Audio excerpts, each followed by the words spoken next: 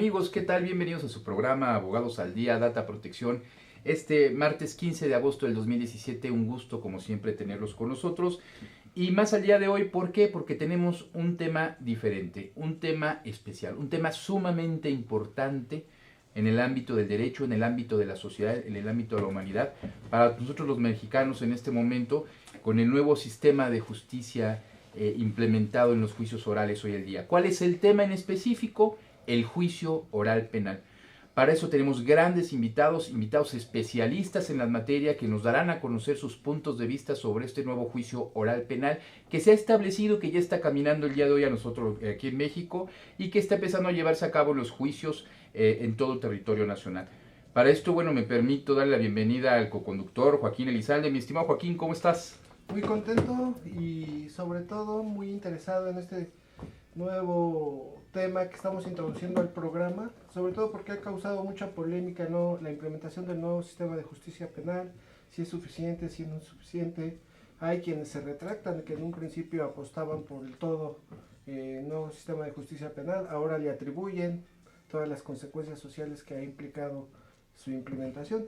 Pero para que tengamos una voz experta tenemos a dos grandes invitados. Por un lado, el maestro Luis Rodrigo Arellano, que él es un amplio estudioso en materia penal, sobre todo en el proceso, y ha tenido diferentes cargos que, bueno, aquí estamos viendo su currículum, más de 18 páginas de currículum, desempeñado sobre todo una función pública desde agente del Ministerio Público, titular de agencia, Procuraduría General de Justicia del Distrito Federal, etcétera.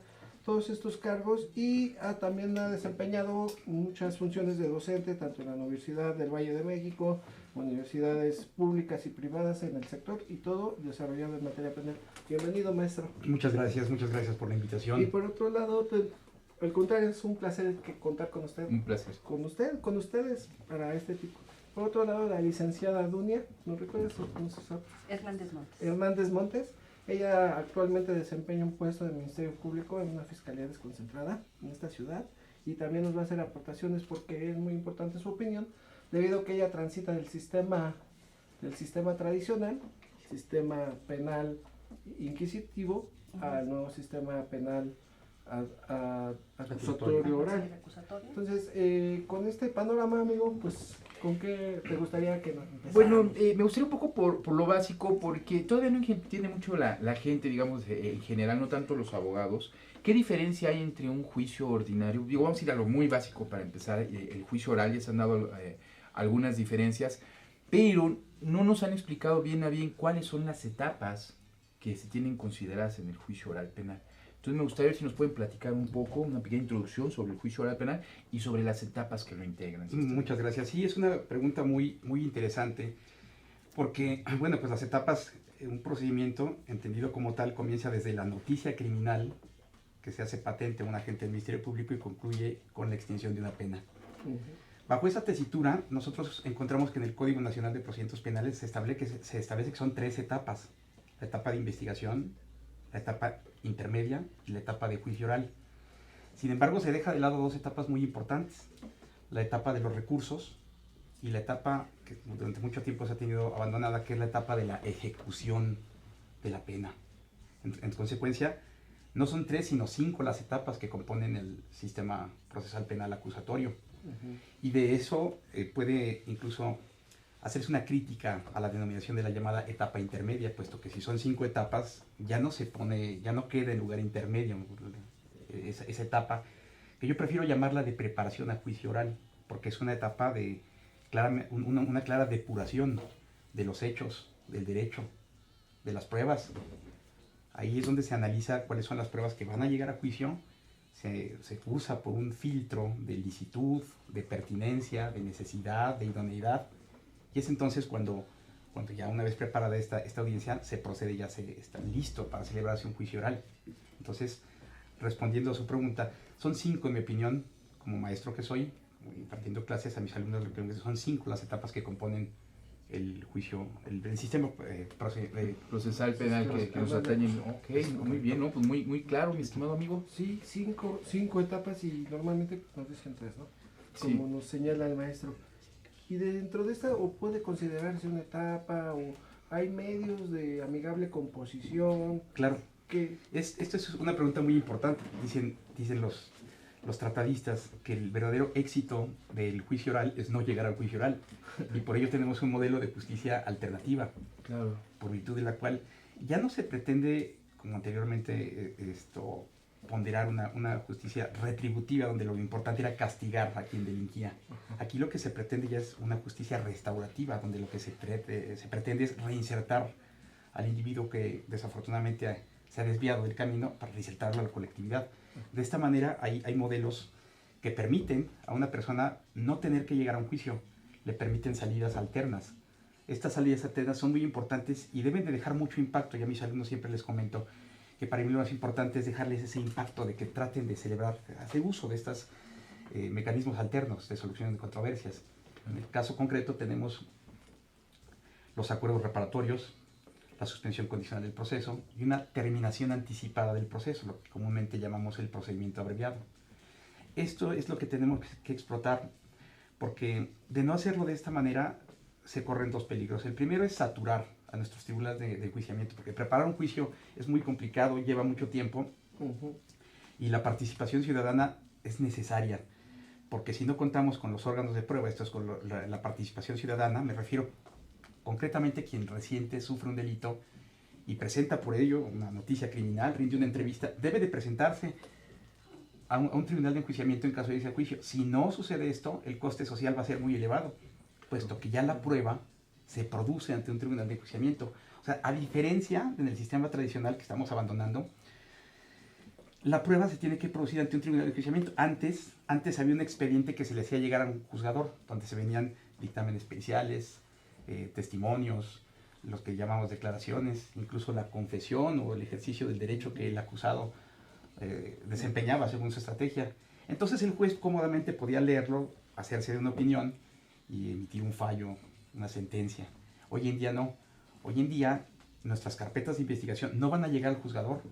Nuestros registros, nuestros datos de prueba no llegan a él. Entonces lo que nosotros tenemos que producir en una audiencia de tribunal de enjuiciamiento a través de la voz del órgano de prueba es esa información que cause convicción al juzgador.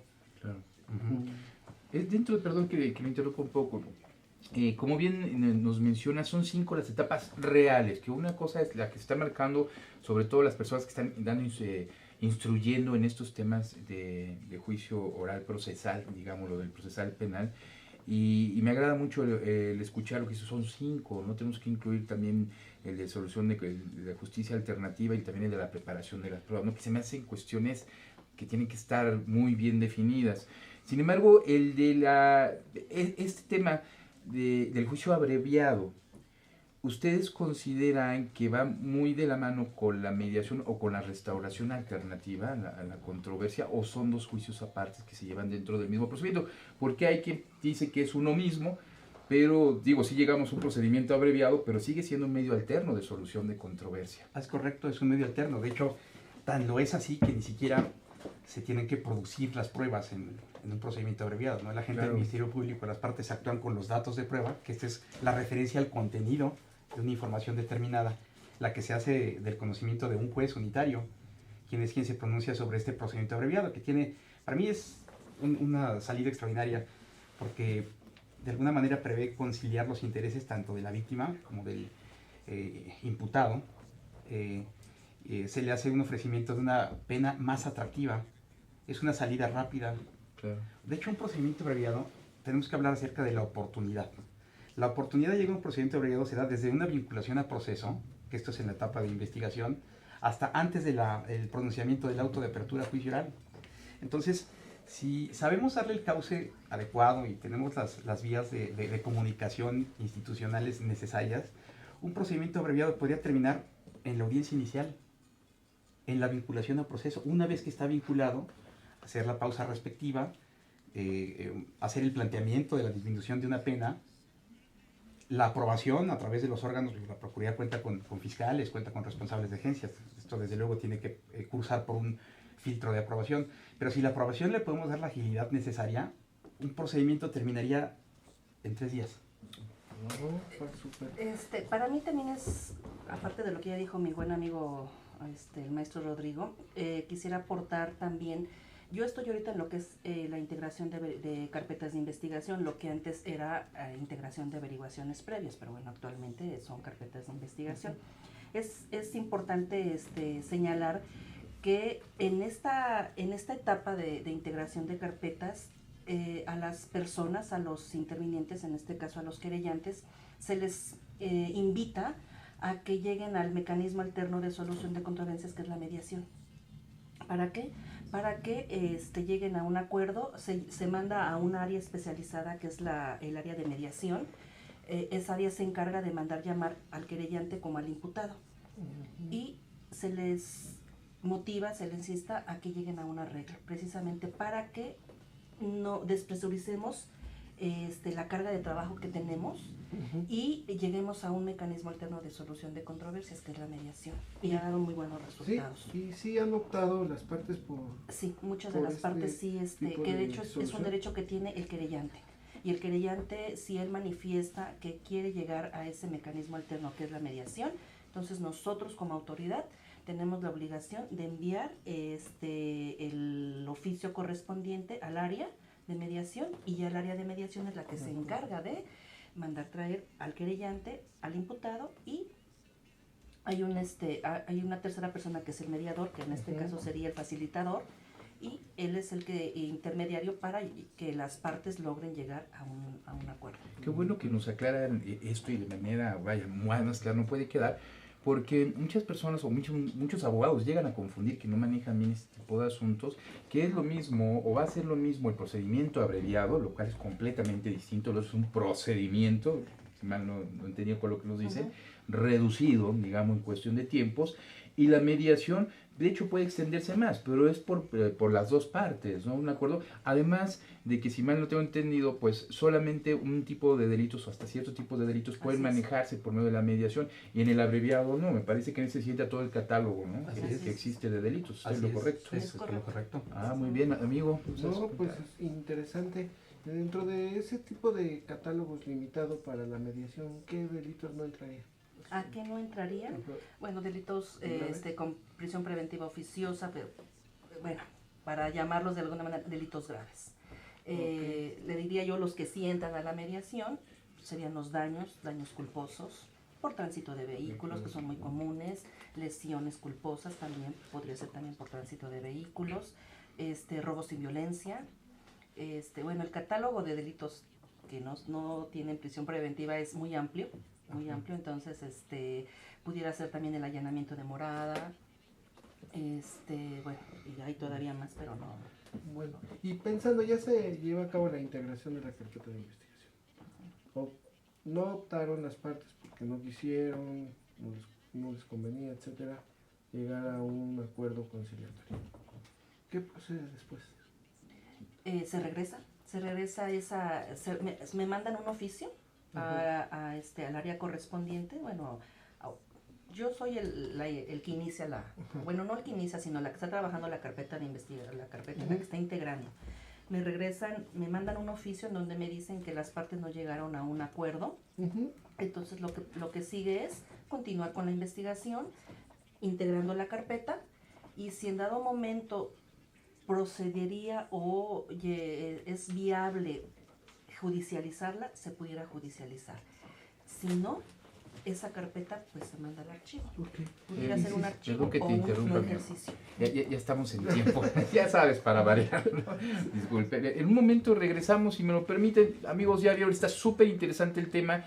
Son conocimientos universales que debemos tener no solamente como abogados, sino todos los ciudadanos, para saber cómo hacer valer nuestros derechos, nuestras obligaciones, sobre todo en estas cuestiones del ámbito penal. No se vayan, en un momento regresamos. Muchas gracias.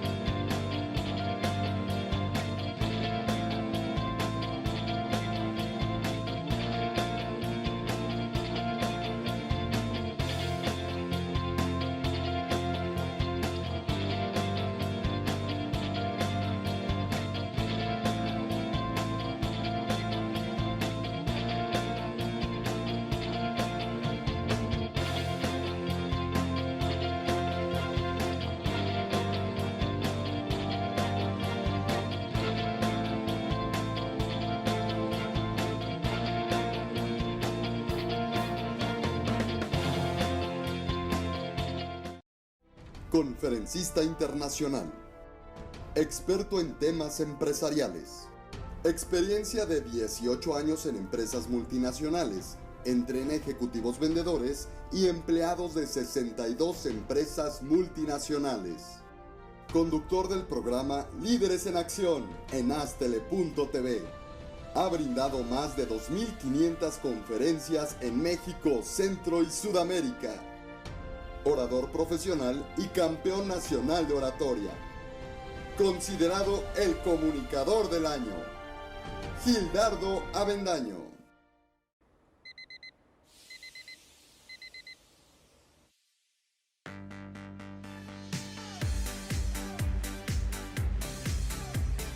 Cuando la vida te pone a sudar, hidrata la vida. Electrolit, científicamente hidratante.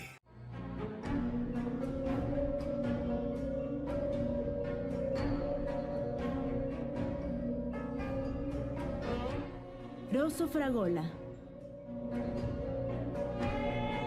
Arte en fresa que seduce tus sentidos.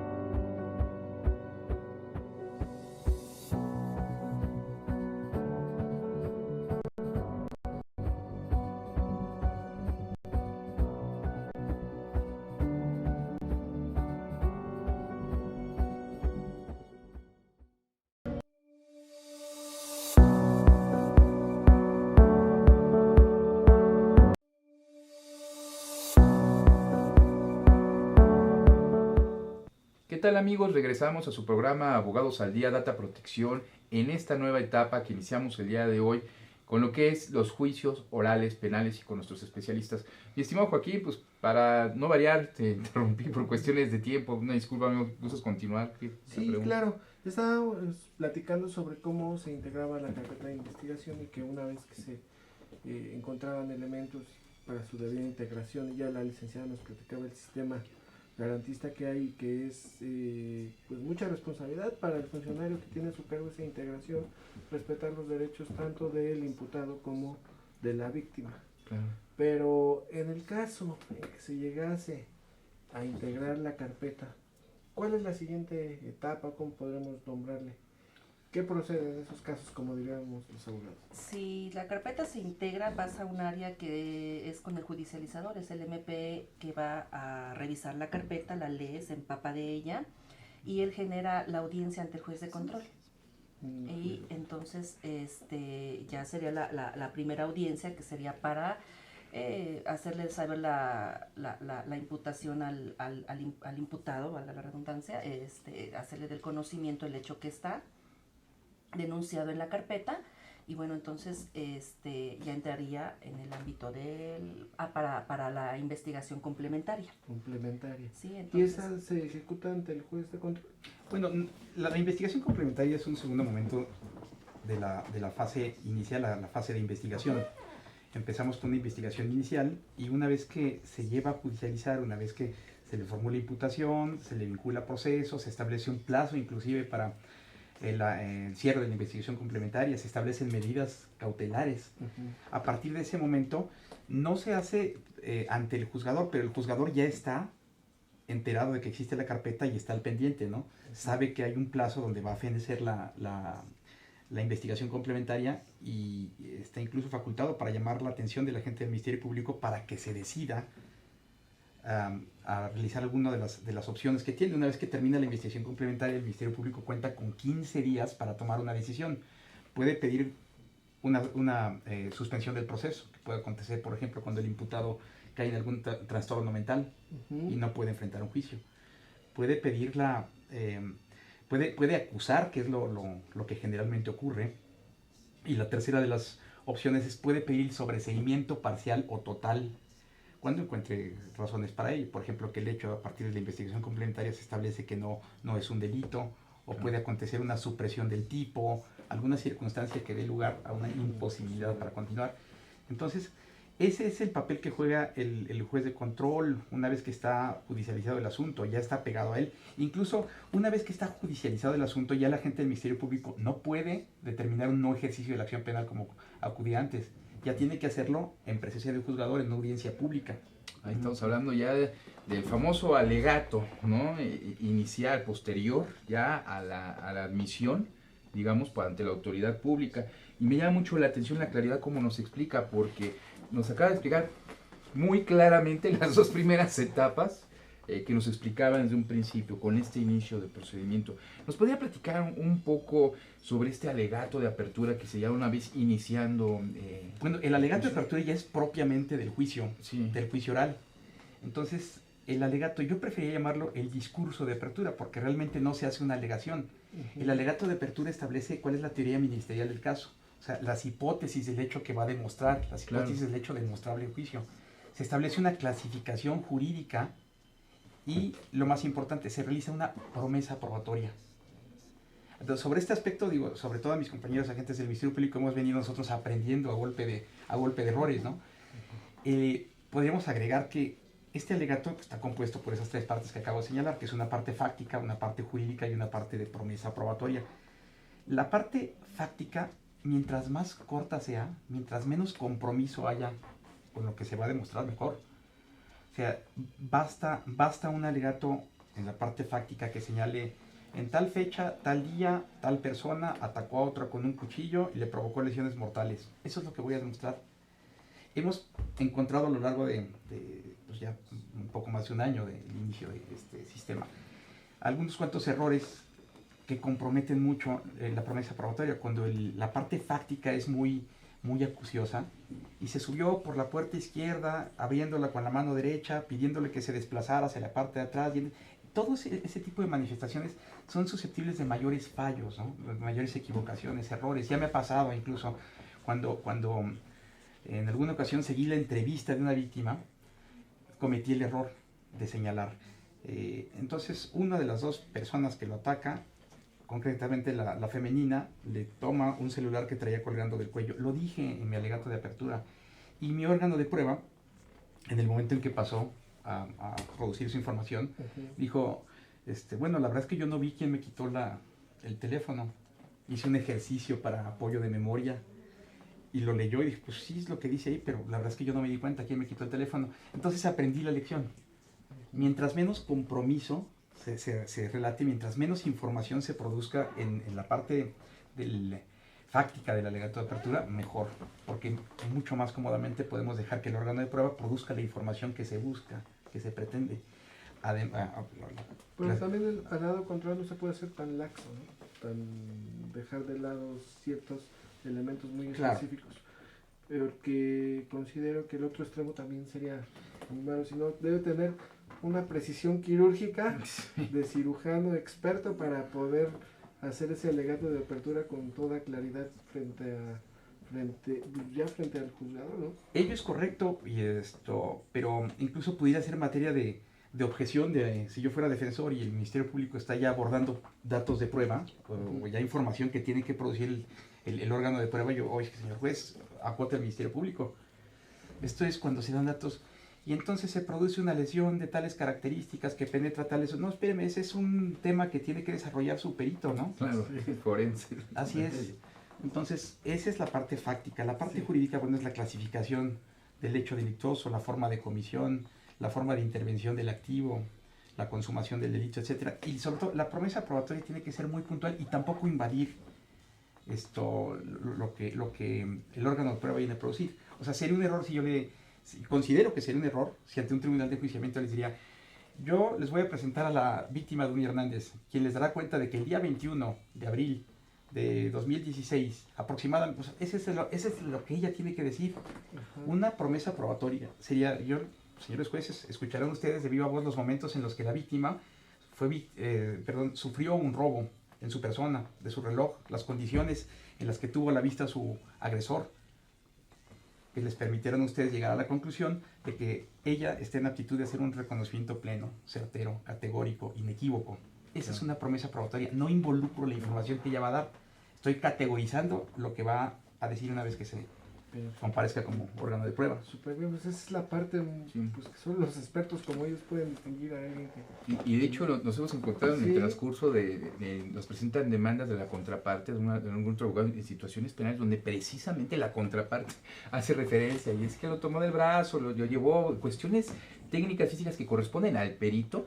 En su mayoría, yo creo que ustedes lo han visto en cantidad inmensa de veces, los abogados quieren hacer parte de perito en algún momento dado, ¿no? Sí. O quieren hablar por la víctima también en un momento dado y tampoco eso, esas situaciones deben darse ahora en el juicio oral, quedan muy, muy delimitados.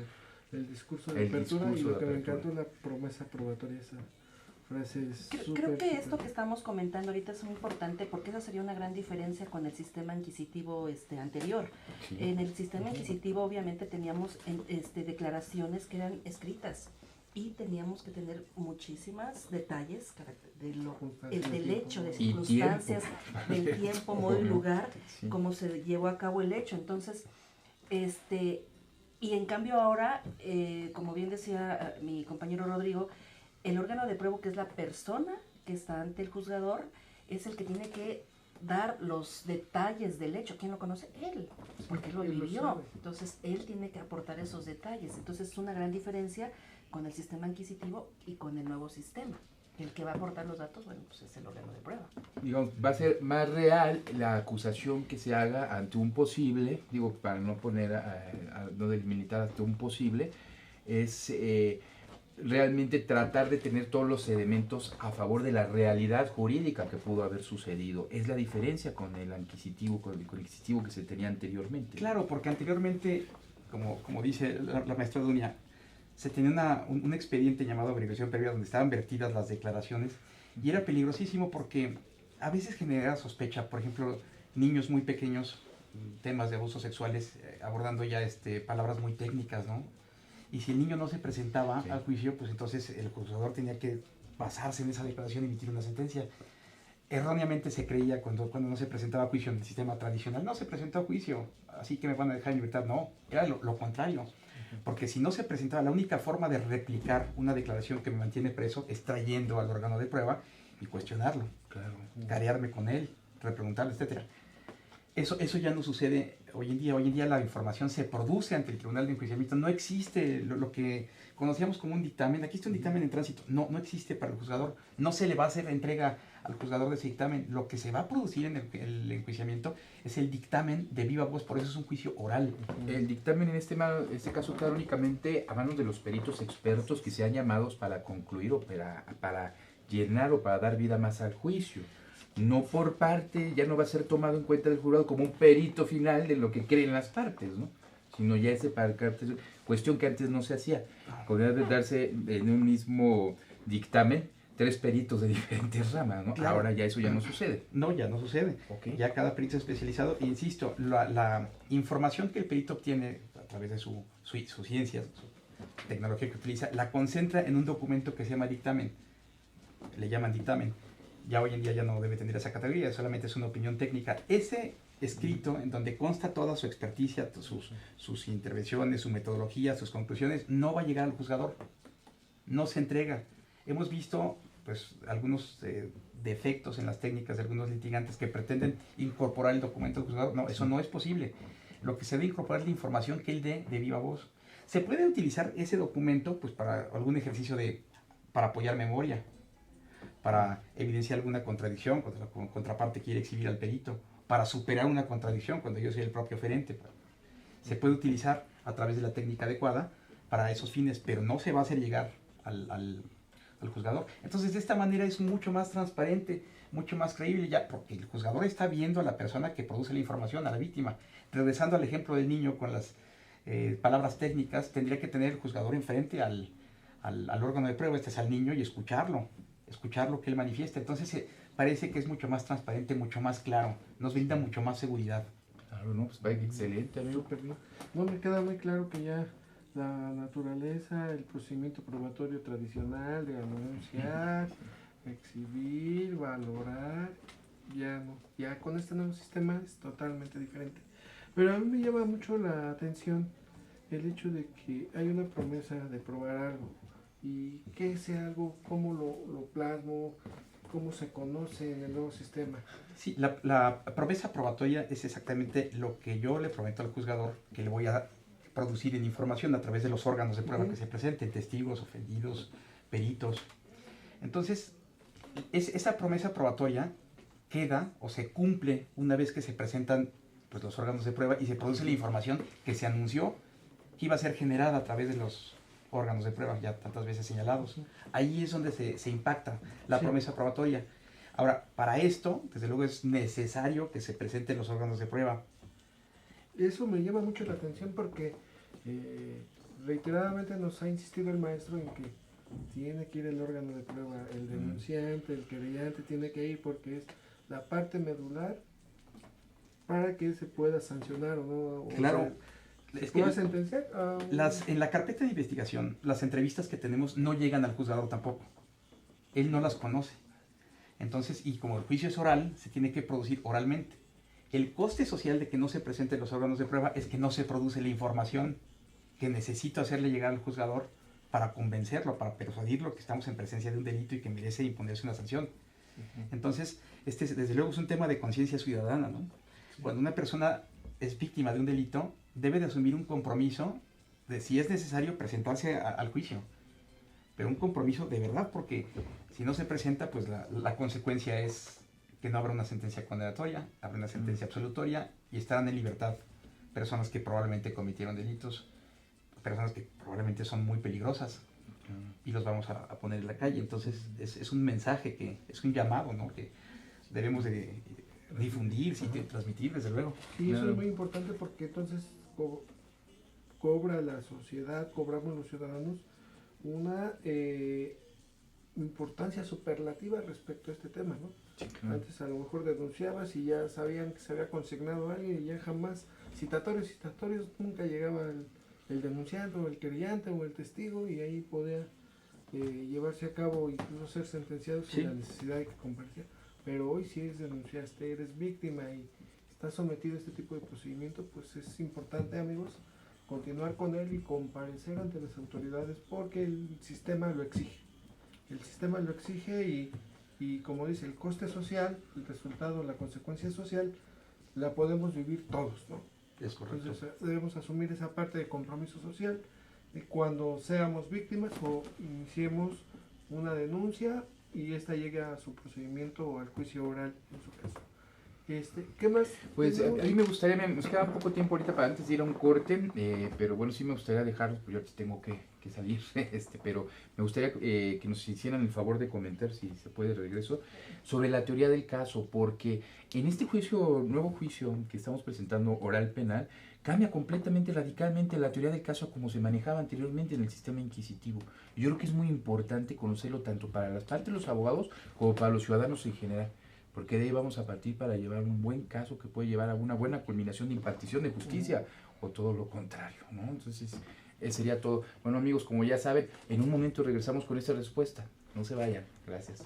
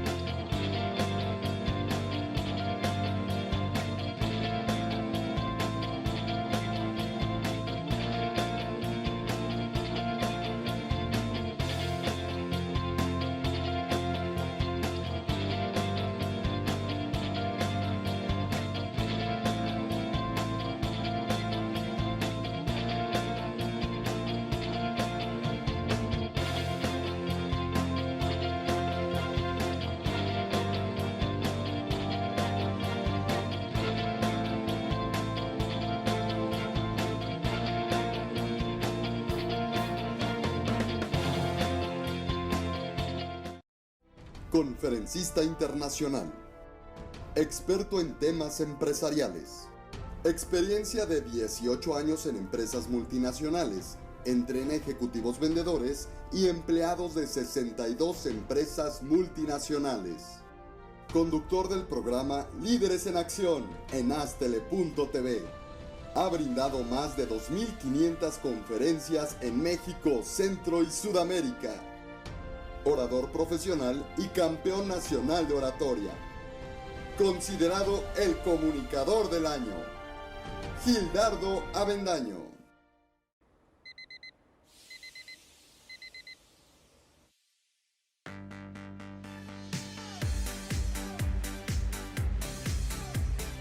Cuando la vida te pone a sudar, hidrata la vida. Electrolit, científicamente hidratante.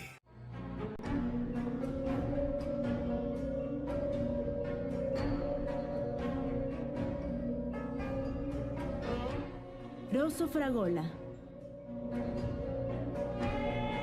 Arte en fresa que seduce tus sentidos.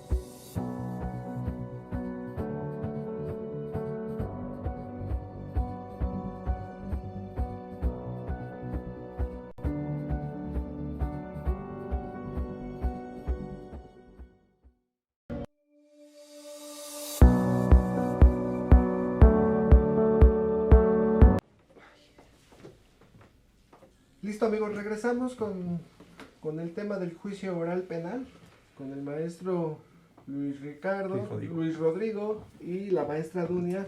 Y vamos a continuar. Mario nos dejó un poquito porque tiene un compromiso previo, pero nos dejó sobre la mesa una pregunta muy importante sobre qué es la teoría del caso, en qué consiste, qué debe contener, cómo se debe diseñar para poder llevar a cabo nuestro juicio oral penal.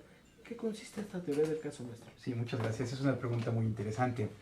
La teoría del caso es la hipótesis fáctica o el hecho demostrable o a demostrar que el agente del Ministerio Público propone al Tribunal de Enjuiciamiento, en el que además se señala cuál es la figura delictiva, o sea, se hace una clasificación jurídica de una subsunción de ese hecho a una norma penal. Y bueno, pues esa es prácticamente la teoría del caso. La teoría del caso. Sí. Digamos, hace un rato fuera de cámara decía, es como una hipótesis lo que Exactamente. voy a demostrar dentro de... Es una hipótesis fáctica, así es. ¿Y cómo podemos establecer o hay una estrategia especial para diseñarla? ¿Qué elementos debo considerar? Claro, todos los elementos de la carpeta, desde luego el auto de vinculación al proceso, son herramientas necesarias para un señalamiento concreto de una hipótesis de lo que sucedió. Recordemos que el Tribunal de Enjuiciamiento llega con la menor información posible. Entonces, esos son los elementos básicos, pero usted está hablando ahorita de estrategias, de las estrategias de las partes. Las estrategias de las partes son la postura que la parte procesal, en este caso el defensor, Ministerio Público, el asesor jurídico, que es una figura también muy importante, van a asumir dentro del juicio. Y esto es, por ejemplo, el agente del Ministerio Público generalmente es accionante. Y digo generalmente porque pues, él es el que construye una acusación. Pues no siempre es él el que acciona. O sea, si se va a pedir, por ejemplo, otro tema, un beneficio penitenciario, el accionante será el defensor, porque él es el que lo está solicitando. Pero en este caso, la parte que es accionante siempre es una parte, siempre es una estrategia activa la que utiliza, ¿no? Porque tiende a construir, tiende a demostrar. Pero hay otro tipo de estrategias que se pueden asumir. En la estrategia también hay defensas activas, pero también hay defensas pasivas. Una defensa pasiva, a través de la refutación de los propios órganos de prueba que propone el fiscal, puede realizar su defensa, puede hacerlos caer en contradicciones, puede hacer ver que están mintiendo probablemente, puede hacerlos caer en un tema de inverosimilitud de lo que están diciendo y a través de ello llevar sus pretensiones, a buen puerto, ¿no? Sí, porque ya no quedaría, digamos, para ese órgano de prueba para el que fue requerido, pues Sí. ya no va a servir a la parte que pretendió beneficiarse Claro, de ella, porque no va a producir convicción al tribunal de enjuiciamiento. Y entonces esa parte de, digamos, de estrategia pasiva, ¿cómo la llaman? Así, pasiva, es una ¿Y estrategia la, pasiva. ¿Y la activa cuál es? Cuando la gente, o cuando la persona accionante Ajá. construye lo que va a demostrar. Un Hace una- ejemplo que nos pueda dar. todos los juicios, por ejemplo, todos los juicios donde la gente del Ministerio Público acusa, desde luego se ciña a una estrategia activa, porque va a proponer un segmento fáctico, va a señalar, va a hacer una propuesta de aplicación de normas y va a hacer una promesa probatoria. Y durante el curso de la audiencia va a realizar ejercicios para se encargar de traer a sus órganos de prueba, de interrogarlos y producir esa información. Entonces ya tenemos, por ejemplo, nuestro discurso de apertura, nuestra promesa probatoria, con nuestra teoría del caso, con nuestra estrategia activa o pasiva según la parte de que se trate. ¿Qué sigue después con esto? ¿Hay otro tipo de elemento que debamos conocer? ¿Una técnica de Bueno, sí, mitigación? desde luego hay técnicas para producir la información que queremos, una información de calidad que buscamos en nuestro órgano de prueba. Desde luego se tienen técnicas de litigación. Por ejemplo, la incorporación de documentos, que es un tema muy interesante, la incorporación de evidencia material, son temas muy interesantes y sí, para producir esa información, para que ellos se logre, sí se tiene que atender a técnicas. Por ejemplo, para un documento, que antes yo decía mi pliego de prueba, ¿no? Ofrezco la documental consistente en un acta del registro civil. O en un contrato, y ahí lo aventaba y quién sabe en todo el cúmulo de papel que había, hay que lo encuentre el juez porque es su responsabilidad Claro, es una pregunta muy interesante porque el Código Nacional de Procedimientos Penales, que es el que debe decir cómo, lo dice de manera muy escueta o de manera que sugiere muchas interpretaciones diferentes. Pero mire, para hacer una explicación más o menos clara, podemos señalar que lo que tienen en común una cosa, como una evidencia, y un papel, es que no hablan.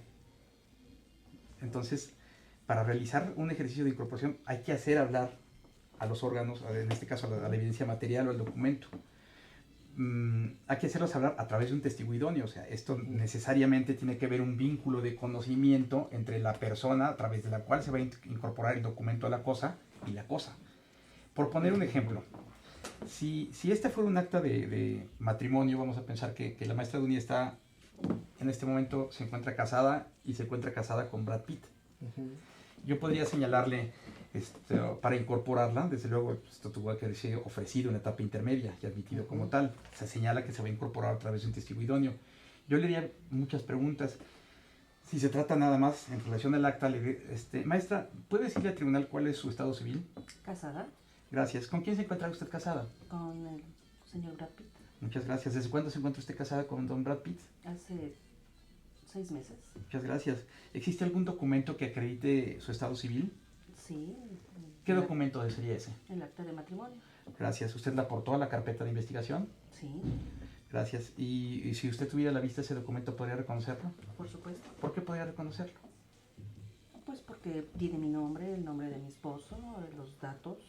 La fecha de matrimonio. La fecha de matrimonio. Una vez que está sentado, que ella conoce el documento, conoce el contenido, ya lo hizo hablar, se lo voy a poner a las partes, como un ejercicio de muestra que se trata del mismo documento. Una vez que las partes lo tienen a la vista, y desde luego deben tener copia de él, porque se corre un traslado, se solicita permiso para poner el documento a la vista de la parte, y una vez que se concreta ese ejercicio, maestra Dunia, dígale al tribunal de qué se trata este documento. Pues es un acta de matrimonio en el cual refiere el día, la fecha. Dígale al tribunal cuál es la fecha del matrimonio. 23 de diciembre de 2016. Diga el nombre de la contrayente. Dunia Hernández Montes. Diga el nombre del contrayente. Brad Pitt. Una vez que se ha sentado la información necesaria, señores integrantes del tribunal, sentadas que han sido las bases, solicito la incorporación del acta de matrimonio, misma que me fue admitida en el auto de apertura del juicio oral como número 1 del apartado de documentales. Y con eso ya queda incorporado. No se hace entrega física al tribunal, claro. Pero ya tiene conocimiento de la información y del documento. Y acredite un estado civil. Estado civil con un documento, lo que antes solo el documento era suficiente para hacerlo, pero ahora hay que darle vida Sí, a exactamente. través de un órgano. de Exactamente, prueba, como hay esa. que hacerlo hablar. La declaración que nos hizo en este ejercicio la licenciada Dunia, no, pues qué bien, además de que sea completo y todo. Sí, es correcto. Muy bien, y ese tipo de técnicas de litigación nos sirven mucho para dar continuidad a nuestro juicio oral y darle viabilidad al resultado que se busca. Claro, de por acuerdo con la supuesto. estrategia. Incluso para arribar a conclusión, si lo que se está exhibiendo, por ejemplo, es un cuchillo con el que se cometió un crimen, ese cuchillo también va a ser objeto de un decomiso y de una destrucción, por ejemplo. Muy bien. ¿Y es diferente el documento a una evidencia material? No, es esencialmente el mismo ejercicio, porque pues la persona, vamos a pensar que este teléfono fue objeto de un robo. Igualmente, yo le diría, maestra Dunia, dígale al tribunal, por favor, ¿de qué la desapoderó su agresor? De mi teléfono celular, ¿Cómo es ese teléfono celular? marca Motorola, Negro. negro, pantalla negra de 15 centímetros, Y vamos a pensar que está rayado al centro, y me decía la maestra, tiene una rayadura al centro. Yo le preguntaría, ¿y usted podría reconocer ese teléfono si lo tuviera a la vista? sí, Muchas gracias. ¿Por qué lo podría reconocer? precisamente por esa rayadura que tiene en la pantalla. Igualmente, se corre traslado a las partes para que lo vean. Desde luego, cuando se trata de objetos, y son objetos generalmente resguardados en la bodega de indicios, llegan pues igualmente empaquetados, acompañados de una cadena de custodia, porque eso es la forma de garantizar la mismidad de la cosa. Entonces, se corre traslado a las partes, incluso y hasta el último de los testigos, que en este caso es la propietaria del teléfono, quien lo tiene a la vista. Probablemente se ha dado mucho el caso cuando llegan objetos como cuchillos que fueron utilizados para un crimen, se ponen a la vista de los peritos y a veces es necesario sacarlos de su empaquetación, ¿no? Para que los tengan a la vista, y se hace desde luego con las precauciones necesarias, como la utilización de guantes de látex, por ejemplo. Muy bien. Entonces, hay muchas reglas para incorporar un documento y una evidencia material dentro de esta etapa del juicio. Sí, son procedimientos más que reglas. ¿Y qué pasa si la otra parte no está de acuerdo con lo que ya declaró? Por ejemplo, que el acta no fuese auténtica. Tiene que demostrarlo, pero yo tendría una etapa previa, porque todos los documentos, todos mis registros, mis actos de investigación, ya los tiene en posesión el defensor desde la etapa intermedia. Entonces, en un juicio de esta naturaleza, en un juicio oral, como se dice coloquialmente, nadie viene de pesca. Ya saben lo que hay. Entonces, existe pues, desde luego también otras formas, ¿no? Como la prueba de refutación, que se produce precisamente para anular, para disminuir la calidad probatoria de algo, una prueba de refutación. Pero en tratándose de documentos y estas evidencias, ya no es común que en estas circunstancias del juicio oral, porque ya estuvieran a disposición de la contraparte, incluso del asesor jurídico, desde etapas previas. Perfecto, maestro. Pues vamos a un corte y con esto terminamos. Bueno, pues nos despedimos, nos faltaron temas, nos faltó el alegato de clausura, pero me gustaría comprometerlos para otro programa y continuar con estos temas para determinar las siguientes etapas del juicio. ¿Qué les parece? Con todo gusto, muchas gracias por la invitación. Maestra Dunia, muchas gracias por Muchas estar con gracias a nosotros. ustedes. Maestro Luis Rodrigo. Amigos, pues fue un placer estar con ustedes en este programa del tema tan interesante del juicio oral penal. Y a nombre de Mario Gómez y el mío mismo, los esperamos el próximo martes a las 2 de la tarde por www.astl.tv. Abogados al Día, Data Protección. Hasta luego.